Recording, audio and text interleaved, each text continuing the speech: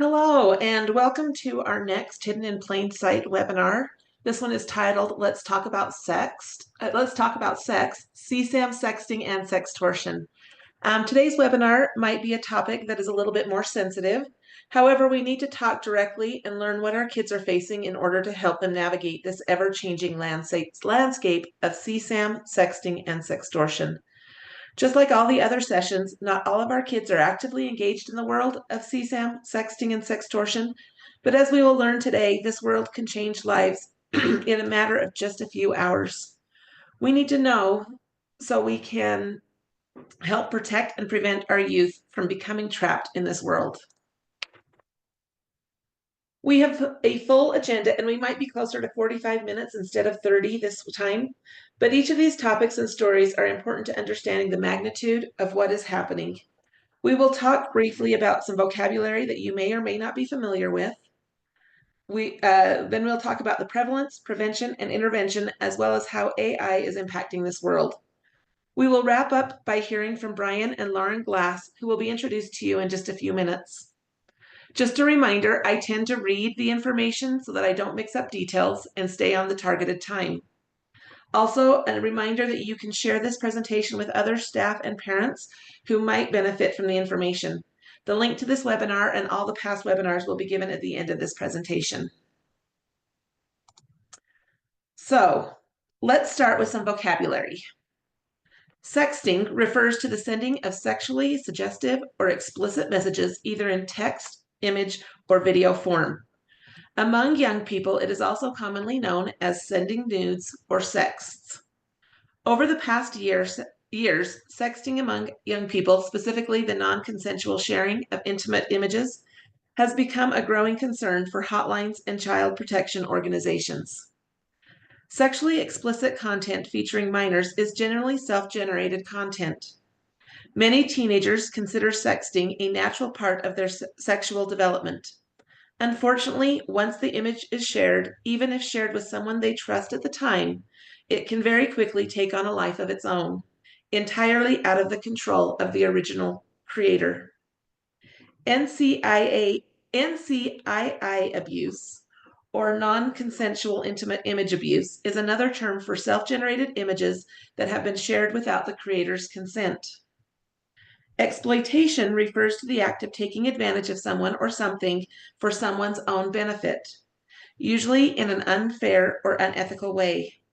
It can involve using another person's resources, labor, or vulnerabilities to gain power or profit without providing fair compensation or benefits in return. Exploitation can occur in many contexts, such as in the workplace, in personal relationships, in financial transactions, or even in the natural environment. Sextortion is sexual exploitation that uses non-physical forms of coercion to extort money or sexual favors from the individual. Sextortion refers to the broad category of sexual exploitation in which abuse of power is the means of coercion. It also includes threatening to release sexual images or information as the means of coercion. Sextortion primarily occurs online. Often, non-physical forms of coercion are utilized, such as blackmail, to acquire sexual content, either photos or videos, to obtain money or moving towards sex with the child. Human trafficking is the exploitation of human beings for gain. Trafficking exploitation can exist in many forms and usually entails individuals being caused to provide sexual services or labor through force, coercion, deception, and/or abuse of trust, power, or authority. Human trafficking therefore results in substantial physical, psychological, and emotional trauma to the victims. You might have heard the term child pornography. In the world of pornography production, many of the individuals are consensual participants. But by the nature of what pornography is and federal and state laws, children under 18 cannot be willing participants. So the term child porn does not accurately describe what it is. Child sexual abuse material, or CSAM, better identifies what is actually happening. However, in federal statutes, child pornography is still the term being used. Whether we use the term child pornography or CSAM, we are talking about any visual depiction of sexually explicit conduct involving a person less than 18 years old. CSAM can be self-generated, and in many cases involving our teens, that is the case. I'm going to play this video of David Gonzalez Jr. He was a 15-year-old from Sandridge Junior High School in Roy, Utah. This story is from October 2024. Now, I'm sorry if there are any commercials. I tried to find a platform that I could download this or skip the commercials, but it wasn't working. So hopefully when I go to share this video, it does work.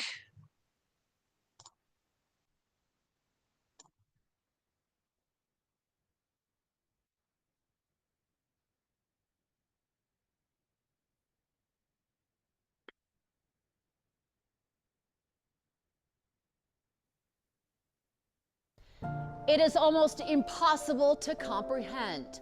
Online predators taking advantage of our children for their own financial gains and leaving families in ruins. I'm Fox 13 News anchor Kelly Chapman with a fierce warning for everyone.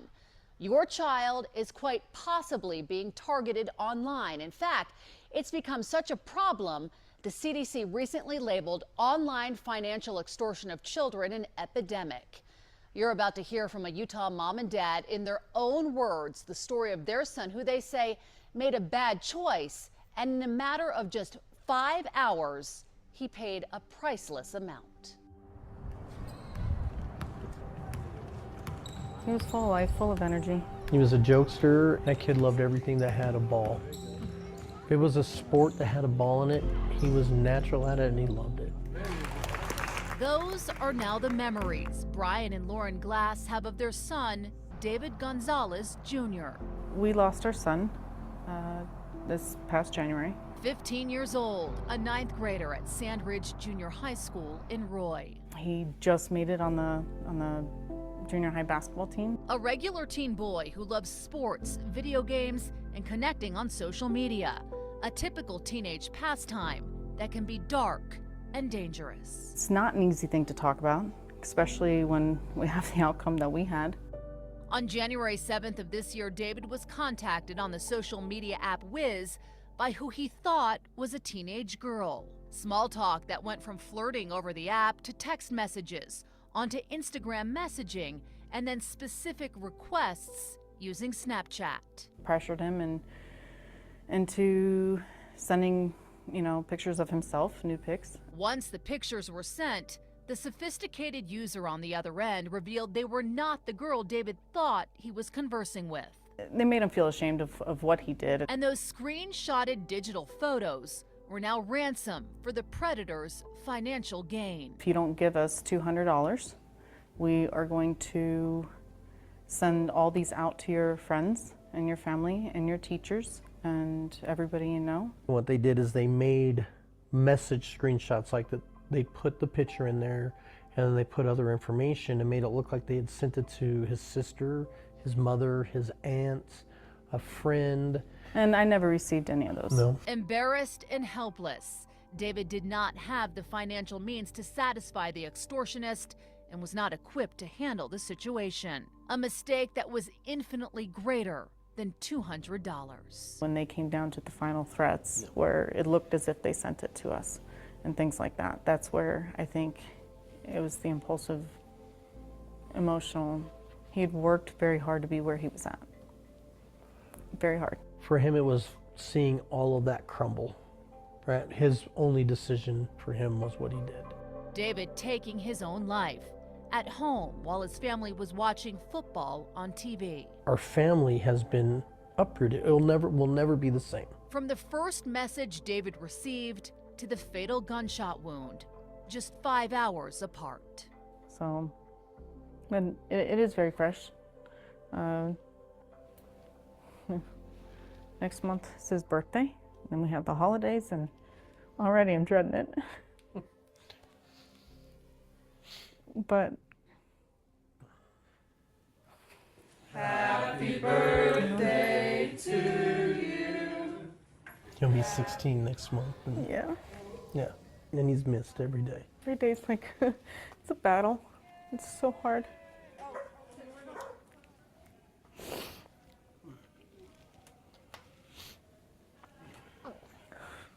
I want to scream, I want to cry.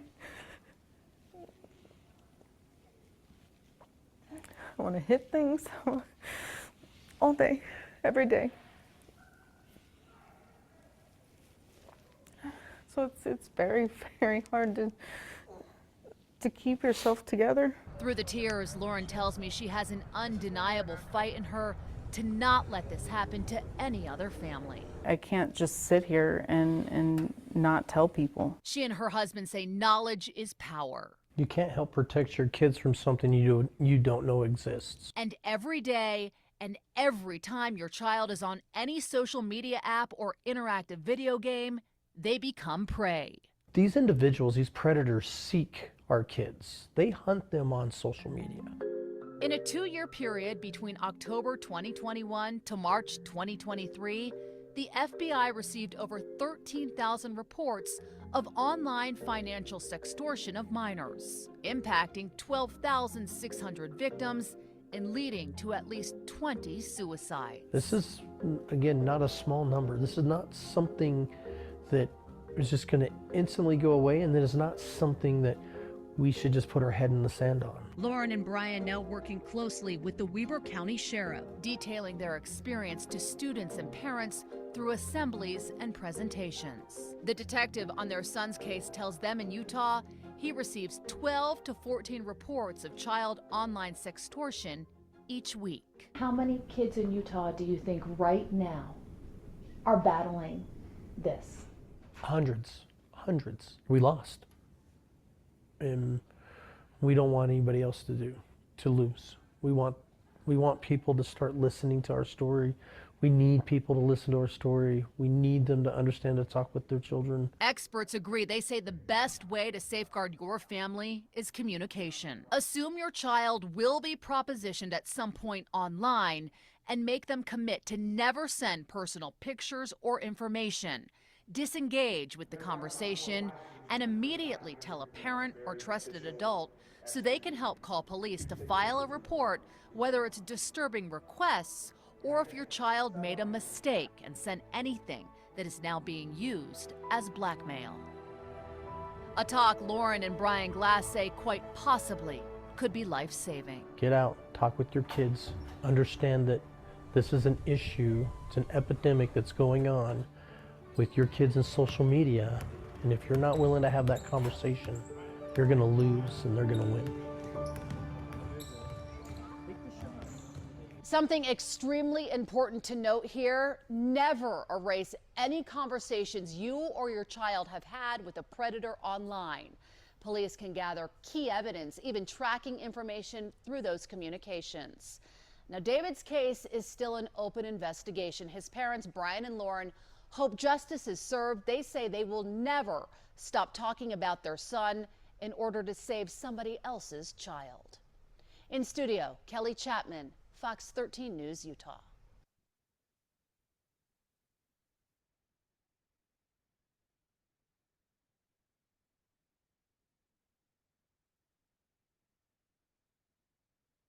So as you can see, we are experiencing this right here in our own backyard.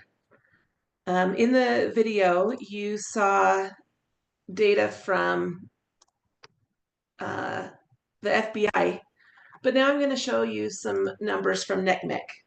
NCMEC, or the National Center for Missing and Exploited Children, was founded in 1984. At that time, as you can guess, a majority of cases were based on physical abductions. However, their focus has shifted over the years. Although it was funded with federal dollars, it is a private entity that has the mission to find missing children, reduce sexual exploitation, and prevent child victimization. This data from NCMEC comes from 2023. Remember, data summaries are always a couple of years delayed. They had over 36 million reports that year. Of those reports, 99% of them were CSAM related, but 91% of them were resolved in locations outside of the US, which creates a number of issues. We will talk about one particular group next in the presentation. Through their investigations and reports, they have had over 49.5 million videos and nearly 55 million still images reported. These are only the number of images and videos that have been reported. What about all the videos and images on social media platforms that might be inappropriate? or the photos shared through messages. One data point that is staggering is that if one person were to click through all the images posted on Snapchat, and this is just all images in general, by all of the users in one day, it would take them over 7 years to click through all the images. There is an insane number of images, good and bad, being shared every day. The Yahoo Boys, the Yahoo Boys are a group of Nigerian cyber criminals who have found targeting English-speaking minors through social media platforms to be a lucrative adventure. Through social media apps like Instagram, Snapchat, and Wiz, these Yahoo Boys flood high schools and youth sports teams, as well as university programs with fake accounts, using advanced social engineering tactics to coerce their victims into a compromising situation. Snapchat is the preferred app by criminals because its design features provide a false sense of security to the victim that their photos will disappear and not be screenshotted. I want to point out that it's not about knowing which specific app is being utilized today. If one app is shut down, another is opened. Once images have been shared, they are saved and the extortion begins. Specifically, nearly all financial sextortion attacks on minors involve the screenshotting of the victim's Instagram followers, following list, and using those lists as leverage, just like we heard in David's story. Then threatening to send the victim's intimate photos to all of these accounts. That was out of a report, and you can find that report there at that link. They aren't asking for millions of dollars, but their requests are significant enough it is creating stress on the victims because most teens don't have the kind of money they are asking for. In addition to the destruction they are creating with their victims, the Yahoo Boys created pages and accounts providing instructions to others on how to go about doing this. In October 2023, the FBI reported a 1,000% increase in financial sextortion incidences in the US over the previous 18 months. Today, it is the fastest growing crime targeting children in the US, Canada, and Australia. I heard it phrased this way, and you heard Brian mention it in the video. Our kids are being hunted without knowing they are the prey. I also want to mention the concern of online gaming platforms. Once again, the game is not the problem. It's that predators are so good at grooming their victims and getting the individual off the game and onto other sites and apps. Here is just one example. Oculus is an online virtual reality headset system that also has interactive messaging and chatting features. The predator intentionally builds a relationship with their potential victims. Unfortunately, the first victim of misuse and trafficking came from Roosevelt, Utah. The transition of video games from physical arcades to computers, phones, or TVs at home creates a new level of vulnerability for participants. Common platforms like Minecraft, Fortnite, and Roblox can easily give predators access to others, including children, from the privacy and I can't say this word, anonymity, can't say it, of a screen. 11-year-old Brooke Story spent her free time playing a game called Roblox. Story's mother started to notice strange secretive behavior from her daughter, and after investigating, she found several messages from adult men complimenting Brooke and pushing her to meet them. Story was also being contacted on Xbox with messages of a similar nature. These messages both complimented Story and degraded her, which is a well-known sign of grooming that can go unrecognized by children of such a young age. The quick actions of Story's mother may have saved her from ending up in exploitation or even human trafficking. As Story was so young, she was not aware of the ill intentions behind this complimentary but degrading communication. Sextortion, The Hidden Pandemic, is a film released in 2023. It is a look into one of the largest sextortion cases investigated by Homeland Security and the Department of Justice on American soil. As in this video, various experts, parents, and victims sound the alarm on the fastest growing cybercrime against children. The creators of the hour-and-a-half film have received mixed reviews. Those in opposition to the film say that they are trying to scare America into believing the problem is bigger than it really is. Others state that it doesn't matter if they have exaggerated. We have solid evidence that there is an issue of concern. What can we do to prevent the concern from becoming bigger? We need to teach our students and kids it's not necessarily a fun conversation. As someone who has been asked to come into a school and talk to students about sexting and sending explicit pictures, it is uncomfortable for the students, but we can't ignore it. We need to be more curious about what our kids are doing online. Whether that is through chatting apps, games, or other social media platforms, we need to ask questions. Never assume they will come to you. Don't be upset if they have another adult to talk to. Just ask them who their adult is. Make sure they have one. Talk about what is appropriate to share online. Be selective about what you share. Have all accounts private. Be aware that people can pretend to be anyone. Be cautious of phishing messages. Be suspicious of how you meet people. And don't ever send explicit images to anyone, even if we think we can trust them. And then we want to have connection before correction. We need to address their safety first. Consequences and punishment can come later. And then don't engage the predator. Don't tell them you are reporting them because they might delete all their evidence. Just quit responding. When it comes to sextortion, most of the threats don't actually go anywhere. They are not shared, and they have too many other people paying them, so they don't take the time to send their information. Just like we teach kids what to do if they are driving and get in a car accident, we need to teach them what to do if images have been shared, or you're being extorted or sextorted. Tell your parents, teachers, or a trusted adult. Be honest about what's been shared. If a girl says she shared a picture of herself with her bra on, it might not be investigated the same level as if she really shared one completely topless. Stop communication immediately. Start documenting. Do not delete any evidence.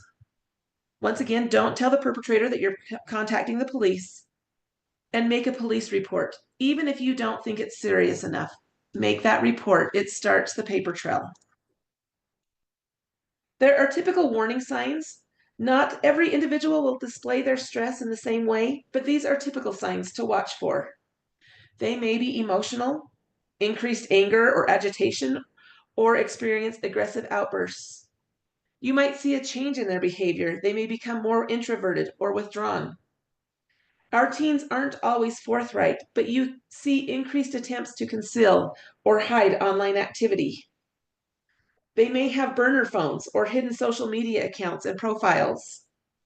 And they may be spending excessive amounts of time online and feel anxious about not checking their accounts. For individuals who have shared images, NCMEC has a way to try to remove online images. You upload your photo. Actually, nothing leaves your device. It creates a fingerprint or a hash value, not the actual photo. So you need to do this from the device that houses the photo. Don't send them to others, even to your own devices, because now you could be considered sharing CSAM images. If the pictures then show up on any social media site, it will be tagged and taken down. You can request this confidentially, no names associated with your images. You can also report it to one of the systems I will share in a minute. There is also a worldwide tool called stopncii.org. It currently only scans Facebook, Instagram, and TikTok for reported hashes. If you or someone you know is being targeted, you can report to one of these three entities. Report.cybertip.org is through NCMEC. You can either report online through the 1-800 number provided or through their website. Tips.fbi.gov/home is another place you can report a predator. Finally, you can contact your local law enforcement. Many law enforcement units will work with either NCMEC or FBI to investigate these cases. Before we get to our guest speaker, I want to bring up a new issue that we will most likely hear and see more about in the future. AI is changing the world we live in. Here are a couple of examples of how it sometimes is hard to determine the difference of AI. Some are more obvious than others, but in each of these next 4 slides, I took one of the pictures and one was generated by AI. See if you can figure out which one before I tell you. On this slide, the image on the left with the small bright rainbow with a faint double rainbow is the real picture. I took this just last month in Hawaii.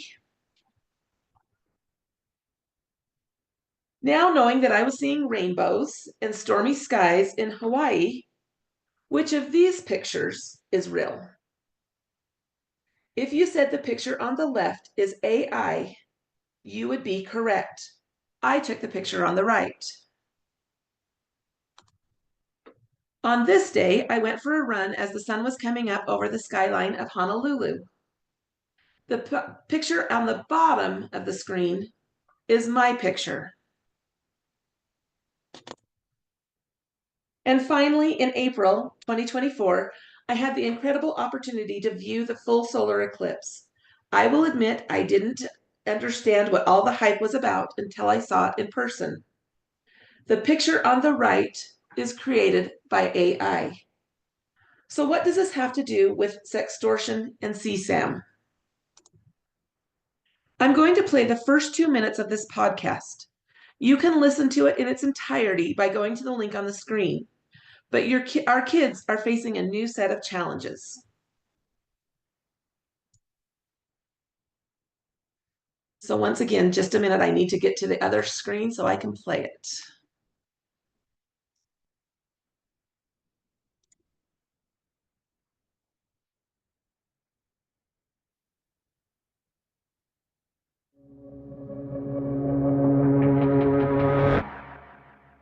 Last October, Elliston Berry was heading into her final week of school before fall break. At the time, she was 14, a freshman at Aledo High School in Texas. I had just had my homecoming dance, and it was peak volleyball season, and I had a game the next day. So, can you tell me about the day it happened? I had woken up on that Monday morning with a whole bunch of calls and text messages from one of my really, really good friends, and she had told me that these photos of her and I, as well as another one of our friends, was going around. And at first, I was completely shocked. The photos of Elliston and her friends were fake nude photos, and a classmate had made them using artificial intelligence. In total, there were pictures of 9 girls. One of the photos showed Elliston naked on a cruise ship. Another girl appeared to be naked at the beach. They were doctored versions of real photos that had been taken from their social media profiles. It was terrifying knowing that these were going, and I had no idea. And the photos were realistic. I hate to admit it, but at first glance, if you hadn't seen the original photo, it's very, very realistic. Could you tell how much these images were spreading around online? I wasn't really able to know who had seen them. I was told that the entire school had seen them, and my freshman class alone is 600 kids. So in the entire high school, that just sounded awful. So it was really scary, and to this day, I have no idea who all has seen them.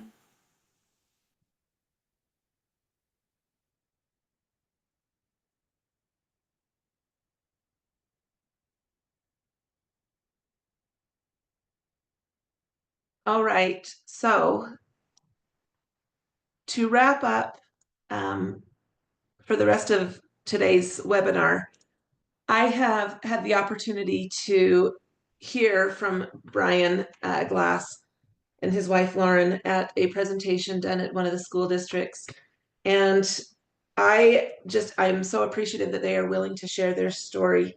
These are David's parents. We watched his story at the very beginning of this today. I want to thank them for being here and being willing to share such a personal and impactful piece of their life. So please listen as they share what they believe we need to know to help our kids. Brian and Lauren, are you there? Yes, ma'am, I'm here. Perfect. Hello, Holly, and hello everybody on here. And that I appreciate you guys letting us come on and talk to you a little bit. You kind of obviously heard our story on the video, which that is the first time I've actually ever watched that news clip or the news article. Kind of took my breath away a little bit for a minute. Uh, we one thing that we try to get across, and I think that Holly's hit it on the head very much, is our story and us getting out and talking to parents and youth, throughout Utah and trying to get our word spread is, it's that old cliche, right? If we can save one family from having to feel the pain and frustration and anger that we felt, it's worth every bit of this right now. It is something that we can hope to help scathe from somebody else having to deal with this issue. We're not the first family in Utah to ever experience this. There's been, too many before us, and we've had one here recently, in the North Ogden area that just happened here back in December timeframe. So again, it's continuing, and we talk about it being a epidemic, or a pandemic coming on. A kid that rode on the school bus with our son, right? The exact same school bus, sat in the exact same seat as our son. And I can't make this up because we gave Detective Stewart the permission to talk about our son's case and situation. And he had spoke with them, and the young man was in 7th grade, had the very similar thing happen to him. They went and reported it, thank goodness. And they told him about David, and he was like, he was my friend on the school bus. He rode with me and sat with me every day. And he was always so nice. We never knew what happened to him. And this is only 2 weeks after what happened to our son. So these aren't isolated incidences. These aren't things that are going away. They are consistently happening.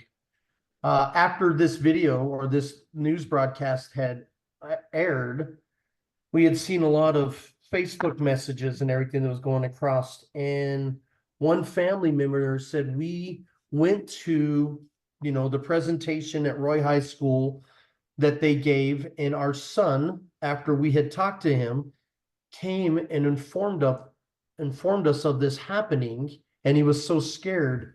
So she was like, I was very thankful for these people, for sharing their story, because it probably saved my son's life. And we want to make sure that this keeps going. There's legislation that's going on right now that's up on Capitol Hill that is heading up for, a House bill here soon, that they're going to try to put some of this in the education curriculum. How to avoid or protect yourself from online sextortion and scams, things that will help keep these kids alert and what to do in case something like this does happen. We've all made silly mistakes. We've all done something in our lives that, we were never really that fond of, or maybe a little embarrassed about. And most of us, and, I don't know everybody that's on here at all, but most of you my age, I'm 50. We didn't have to worry about this when we were kids. The worst that you've seen was a Polaroid that got pulled out, or somebody's, camera. We didn't have cell phones and social media and all those things that went around, that you have to worry about now. Right now, you're like, oh, well, don't take a picture of that, and you need to have my permission, or don't post that on social media, or don't do this, or, we didn't have that worry. We just didn't.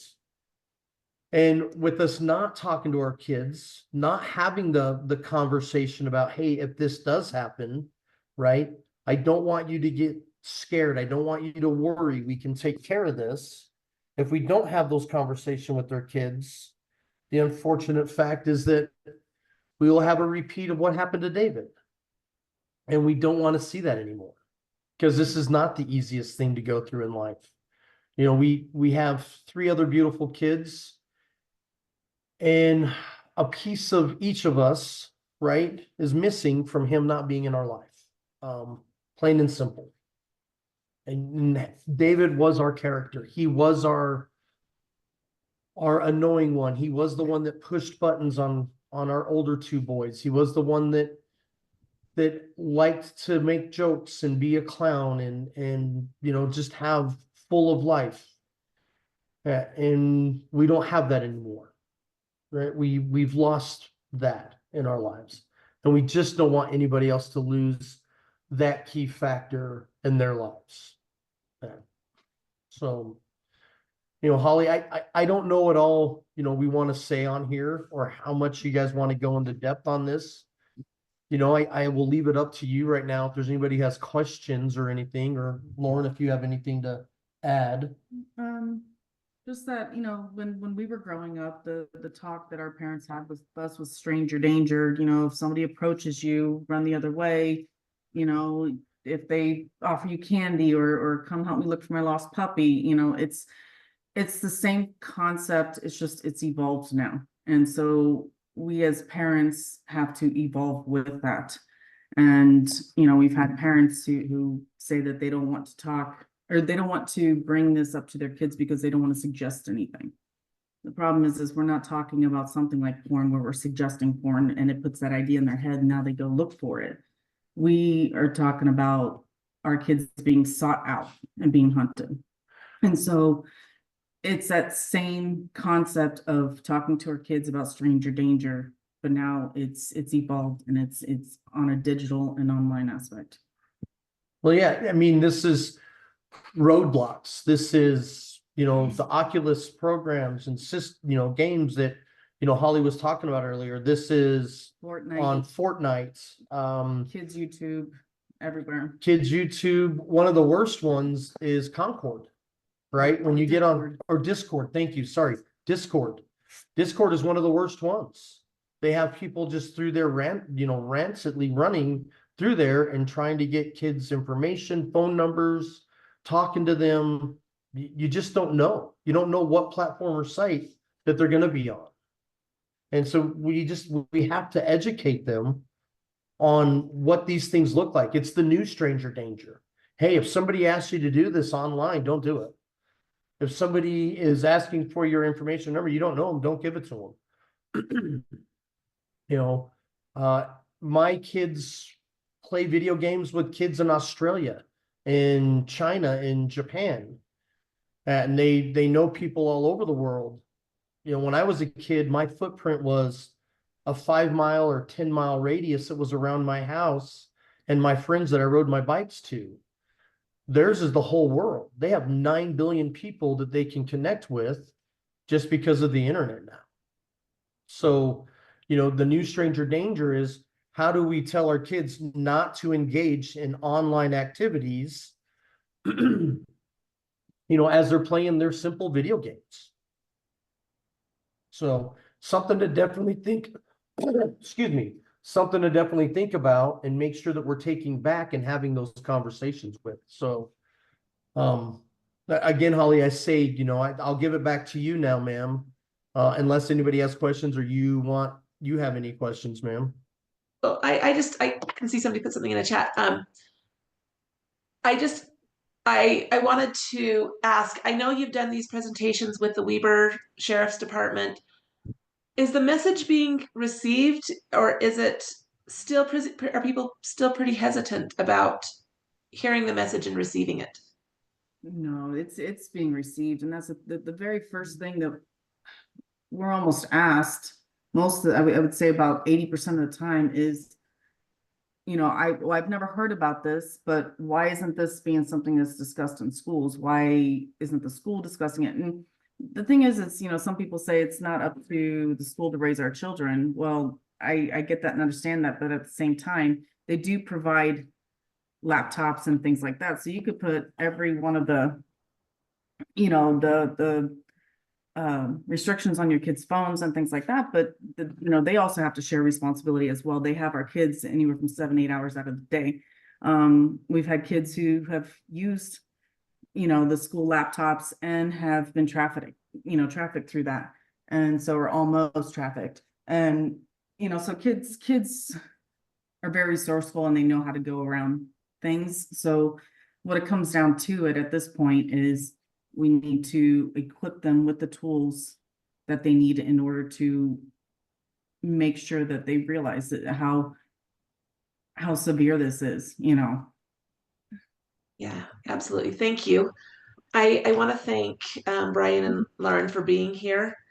Their story is powerful, and with combination of what the video we watched at the beginning and then hearing from them, you can hear how passionate they are, and they want to have no other child have to suffer this, no other family to have to go through this.